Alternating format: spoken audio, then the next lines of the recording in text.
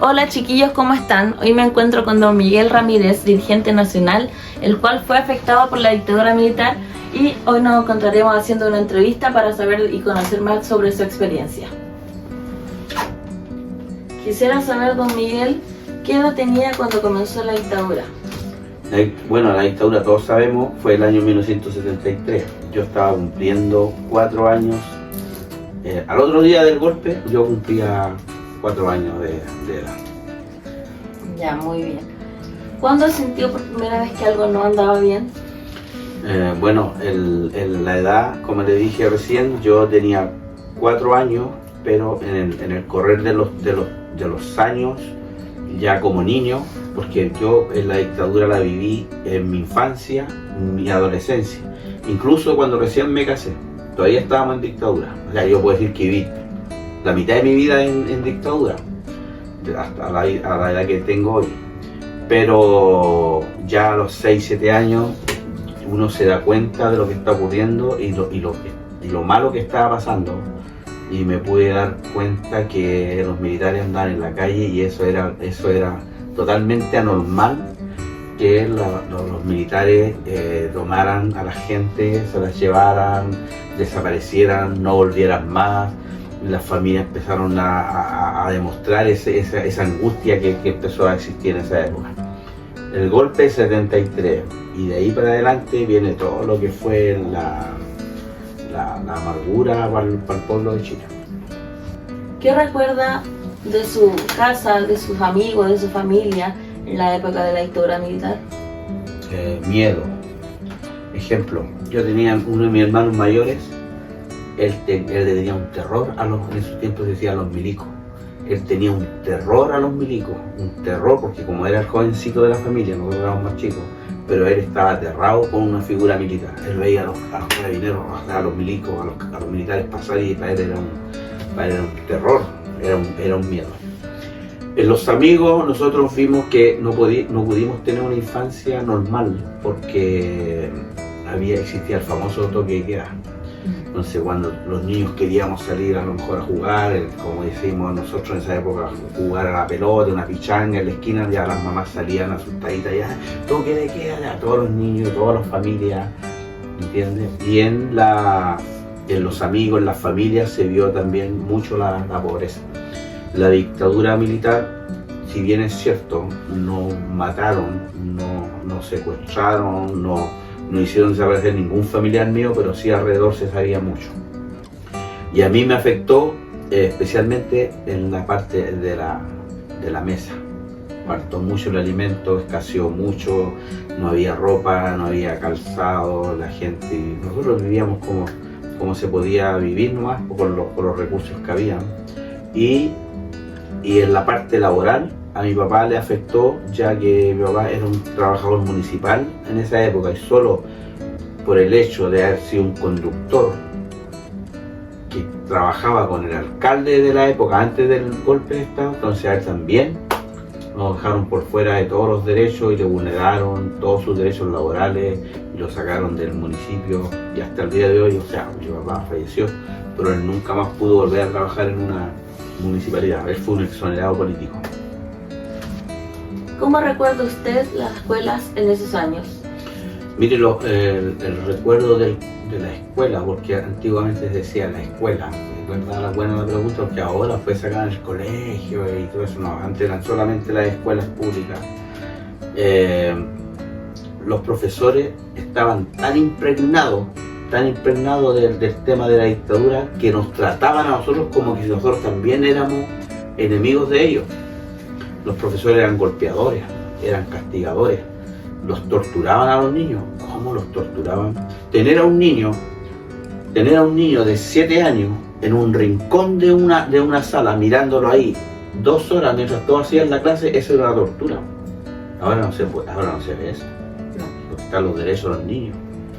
Venía el profesor con así una manota y nos ponía a todos en fila, igual que los presos, como que nosotros éramos presos y él era un militar, no sé, y nos palmeteaba así a todos, así una mano, los oídos, la orejita para adentro. Los niños de 7, 8 años nos quedaban.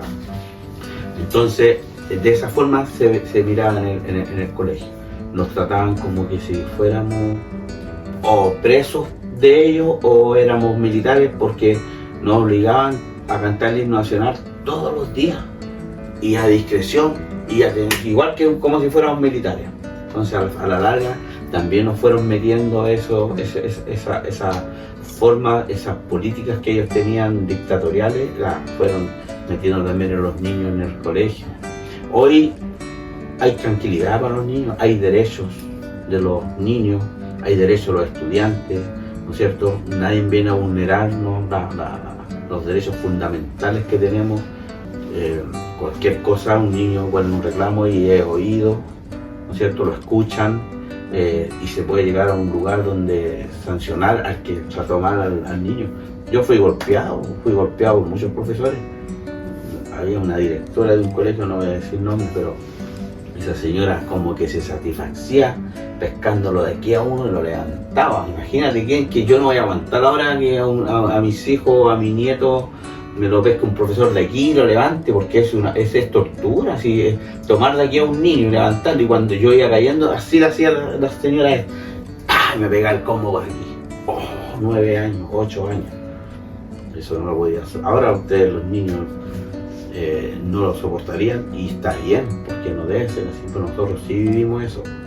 Vivimos esa afectación y vivimos el maltrato, y se supo de tanta maldad de profesores. En plena dictadura violaban a las niñas de 13, 14 años, los dejaban embarazadas y nadie hacía nada, y golpeaban y etc. ¿Recuerda algún momento de censura en su entorno? En esa época lo que más había era censura televisiva. Ciertos canales podían transmitir ciertos programas de televisión, o sea, no se podía ver todo lo que uno... Censura en el deporte, censura en las telenovelas que ahora vemos, nosotros le llamamos las teleseries, podían transmitirse solamente las que el Estado, el gobierno de esa época de turno, que era el mismo dictador, autorizaba a que se pudieran la cultura, la música. Si uno quería escuchar una cancioncita de los Parra, una musiquita más o menos tiradita para la izquierda, tenía que ser en la clandestinidad. Uno no podía ir tú poner en tu casa a harto parlante una canción de Víctor Jara, una canción de los Parra, de los Jaiba, no se podía. Entonces eso fue una censura, y en la parte que a mí me interesó, que hasta el día de hoy yo soy dirigente sindical a nivel nacional. En esa época se censuró la voz de los trabajadores. Y la voz de los trabajadores se transmitía al país a través del Partido Comunista. El Partido Comunista lo sacaron de raíz. Y todo lo que fuera cercano al comunismo, yo no soy comunista así, pero todo lo que fuera cercano al comunismo, todo lo que fuera cercano a los trabajadores, era censurado.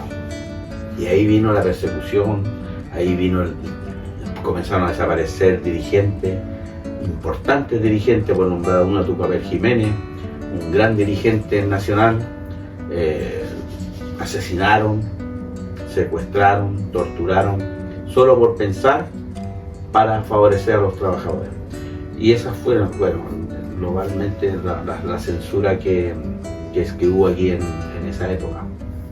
Ahí hay partes que yo ya las viví.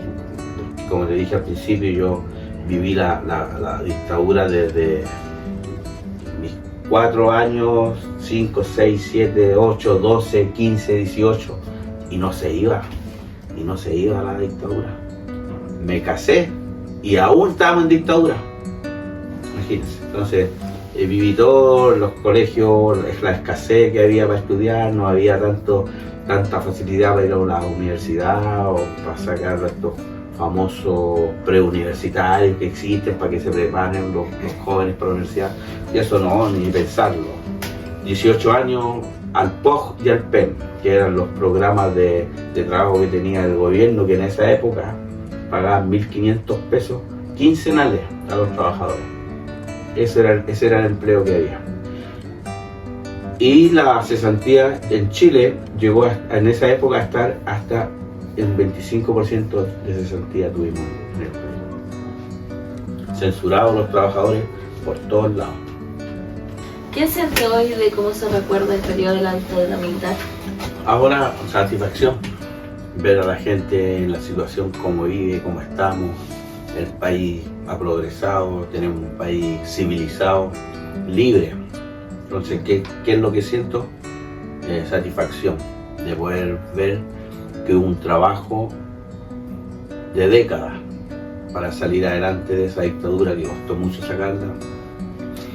No los quedamos hundidos ahí en ese gobierno, porque era un gobierno nefasto para el pueblo de Chile. Felicidad. ¿Cómo cree que la dictadura militar marcó su vida adulta? Bueno, como a todo adulto, preocupados de su familia. La familia es la prioridad para un ser humano. Los hijos, la esposa. Y detrás de querer llevar el bienestar a la familia está la parte laboral. Yo creo que esa es la parte que nos afectó a la mayoría de los hombres de esa época. Y bueno, y a mi edad adulta yo ya estaba terminando la dictadura militar, pero no por eso digamos que se había acabado la vulneración a los derechos laborales. No, porque después vino un gobierno de transición que fue el gobierno de Patricio Aylwin, donde no pudo hacer mucho ese presidente por los trabajadores. Entonces nosotros continuábamos expuestos a largas horas laborales, continuábamos soportando los bajos salarios, las malas condiciones de trabajo, y eso nos marcó a nosotros como adultos, digo yo nosotros, porque gente de mi edad, adulto en esa época, nos estaba afectando relativamente en la parte laboral, la parte económica. No había que llevar para la casa, con lo que te dije delante, estaban los famosos empleos mínimos, y a mí me tocó dirigirme a la parte de la recolección de la basura. Entonces, cuando yo entré a trabajar en la recolección de la basura, estaba yéndose el gobierno de la dictadura. Pero como te decía, aún así faltaba mucho, porque ya la mayoría de los empleos, la mayoría de los trabajos en Chile se habían privatizado. Y la privatización traía una vulneración a los trabajadores, porque el privado de esa época estaba instalado ya, lo instaló la dictadura por el año 70, 75, 80, lo instaló Pinochet, y ellos han hecho e hicieron en su época lo que hicieron con los trabajadores. Entonces estábamos nosotros totalmente afectados con la vulneración a los derechos laborales. No había un código del trabajo como existe ahora. Hicieron su propio código de trabajo que favorecía a los trabajadores. Nos quitaron derechos como las horas de trabajo, excedían. Nos quitaron los pagos de las remuneraciones por los años de servicio que tenían los trabajadores, y un sinfín de derechos laborales que nosotros teníamos, y entre uno de esos era que no los podíamos organizar. Los trabajadores no los podíamos formar en sindicatos, cosa que eso ya después, cuando se fue la dictadura, a mí me instó a organizar, a formar sindicatos, a buscar las mejores condiciones para mis compañeros, a buscar de qué manera vamos a mejorar, ¿no es cierto?, el rubro, especialmente donde yo trabajo. Y fuimos trabajando, como le digo, sindicalizando poco a poco, con esfuerzo, llegando a formar federaciones de nuestro rubro, que al día de hoy, estos días atrás, pudimos sacar una ley importante para los recolectores de basura. A través de esa ley se viene a proteger las condiciones de salud, las condiciones de seguridad de nuestro sector, y anteriormente habíamos sacado una ley donde viene a garantizar y a respaldar también todo lo que son las remuneraciones de los trabajadores. Y anteriormente a eso trabajamos también una ley donde se reconoce el Día del Recolector de Aseo en Chile, que es el 29 de julio. Así es que ya poco a poco fuimos avanzando, fuimos creciendo, protegiéndonos entre nosotros, y formamos sindicatos. Ahora por por el apoyo que la gente nos ha dado y el mandato, también he podido salir al extranjero a representar a nuestros compañeros, y en eso nos enfocamos, en crecimiento, y todo lo malo, todo lo nefasto que quedó para atrás en la dictadura, poco a poco ir recuperando. Falta mucho todavía, hay muchos derechos que están violados, hay muchos derechos que hemos perdido, que se perdieron, porque del tiempo de Pinochet para atrás, la sindicalización en Chile fue la más alta, llegó a un 36% de trabajadores sindicalizados, que ahora tenemos solo un 14% de sindicalización a nivel nacional. Entonces, como entró el golpe militar, entró con violencia, entró agresivo, los trabajadores, los sindicatos comenzaron a esconderse, otros tuvieron que salir del país y el sindicalismo en Chile murió. Ahora estamos recuperando, como les digo, aún falta un 14% de sindicalización a nivel nacional, es muy bajo, como en otros países hay un 30 y un 40% de sindicalización, pero tuvimos un pic en Chile que fue en el gobierno de Salvador Allende, donde, les vuelvo a repetir, la sindicalización, había libertad para organizarse, había libertad para formar sindicatos, formar federaciones, y llegamos a un pic de un 30 y tanto % de sindicalización. Así que eso le puedo decir. De acuerdo a todo lo que hemos conversado hoy en esta entrevista, ¿qué mensaje le daría usted a las nuevas generaciones sobre la época de la dictadura militar y la democracia actual? Bueno, principalmente la perseverancia, eso les puedo aconsejar, o les puedo decir, perseverar en lo que nosotros queremos. Les voy a dar una frase hecha por Salvador Allende, y dijo así a los jóvenes: ser joven y no ser revolucionario es una contradicción hasta biológica. ¿Qué significa eso? Que estando joven tenemos la fuerza, que estando joven tenemos buena memoria, que estando joven tenemos inteligencia, y para eso nosotros tenemos que sacar adelante todos esos beneficios que tenemos como personas y poder, ¿no es cierto?, revolucionar. Revolucionar no es tomar un arma y salir a la calle, no. La revolución se hace de distintas formas, y nosotros y ustedes, que son jovencitos, tienen que aprovechar esa juventud para revolucionar un sistema, para doblegar lo que venga en contra de los jóvenes, en contra de los trabajadores, en contra de las familias. Así es que, muchachos, salir adelante cuesta, pero con esfuerzo y con la ayuda y con el apoyo, hacer redes de apoyo entre ustedes, con el profesor. Yo estuve aquí esta tarde con Génesis y le agradezco que me haya venido a hacer estas preguntas, esta entrevista, porque también puedo sacar parte de mí, de lo que llevo por dentro, por todo lo que pasamos, por todo lo que vivimos, y enviarle a todos ustedes un cariñoso saludo. Es necesario también tener una información política, aunque no queramos ser políticos, pero lamentablemente el mundo, el acontecer diario, está relacionado de la mano con la política, y como estamos en tiempos de votación, en tiempos de deberes cívicos, porque es un deber cívico ir a votar, yo los insto, muchachos, a que vayan, cumplan con ese deber cívico, porque su voto vale mucho, para que después no digamos qué pasó, qué votaron, quién salió y nosotros no tuvimos derecho, o ustedes no participaron de eso. Es importante que vayan a dar su voto y se hagan partícipes de los acontecimientos que ocurren. Si a mí me hubiesen dado esta facilidad en esa época de poder votar por quien yo quisiera votar, créame que hubiese sido muy feliz. Pero hoy, hasta hoy lo hago, y hasta el último día de mi vida que tenga salud, voy a ir a sufragar y a votar por quien yo creo que me va a representar.